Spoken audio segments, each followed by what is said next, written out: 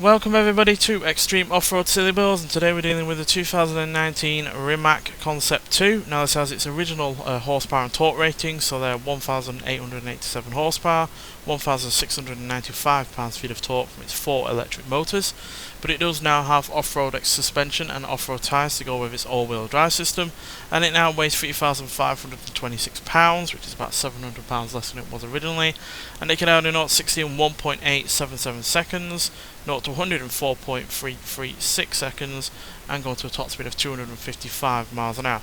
So we're taking this car out purely because the RAESR Tachyon Speed was a hilariously quick car in the previous episode, becoming only the 11th car to break the 2-minute barrier. So yeah, I am really rather curious to see what the only other electric, well, all-electric hypercar can do on this game. So yeah, let's see what this Rimac can do. Now granted, they are quite different in some ways.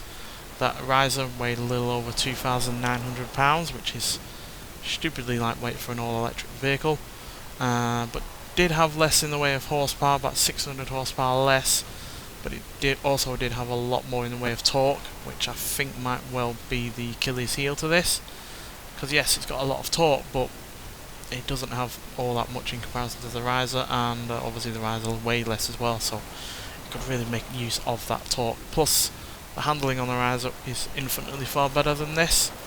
Even in stock form, this does not have the best of handling, and now it's dealing with, you know, off-road tyres and off-road suspension, and you know, an off-road course, it's feeling a really rather cumbersome and out of its comfort zone, quite frankly. The understeer is really rather noticeable. The steering feels extremely heavy and really not all that responsive. So yeah, this does feel like it's really struggling. Whereas a RAESR, despite, you know, being a similar car, you know, it's not meant for dealing with these kind of conditions, just absolutely flew around here really rather nicely. Felt nice and balanced and easy to control, whereas this is not quite that, to be honest. But hopefully the extra horsepower will make up for that. I never wish a vehicle to do badly on this series, even the ones I don't particularly like, but I do actually like this one, so I would like it to do well, but I think the RAESR does have the edge on it, to be honest, but we'll see.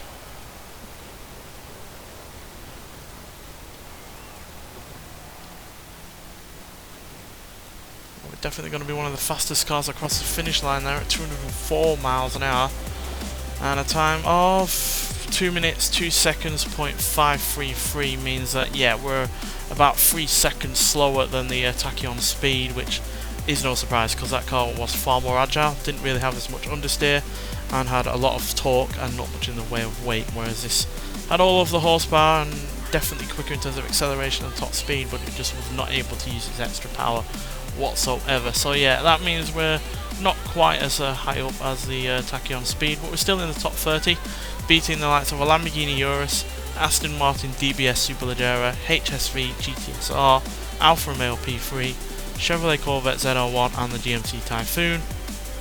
We're slightly behind the Alfa Romeo 33 Stradale, Zenvo TSRS, Porsche 718 RS60 and the Toyota Hilux Arctic Trucks AT38. But yeah, still a fairly quick car, but yeah, considering the high expectations with the RAESR, or at least the high expectations that the RAESR set, would have, I like this to be a lot quicker, but yeah, the handling and the weight was just not enough, was too difficult really to deal with, and yeah, it just was not able to put its power down. It felt like it was lacking grip in a lot of areas and just wasn't able to get up to the kind of speeds that the RAESR was. But yeah, still far from the worst car that we've had, and top 30 is hardly a bad position. Nonetheless, thanks for watching, and I'll see you in the next one. Bye.